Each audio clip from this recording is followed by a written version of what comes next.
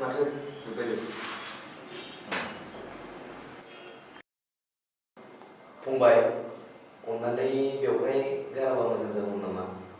औ मा नोंहा मा जाखो? बेफोरबायदि गारलाबायनायावनो दिनै बारहावाया जोबोद गुबुंले जाबोबाय फंबाय। दिनै नों आं ज' जाज्लायनानै साब सिखोन थायाब्ला बुहुमा आरोबाव गुबुंले जाबावगोन। बेफोरबायदियावनो बेमार आजाराबो साग्लोबनो हमो। औ नंगौ आदा, आंनिनो गोरोन्थि जाबाय।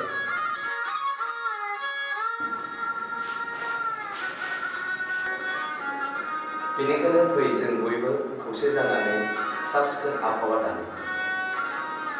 अन्नानै नोंथांमोननि साखाथि बाखाथियाव दाखोर दालाफोरखौ गारनानै दाला।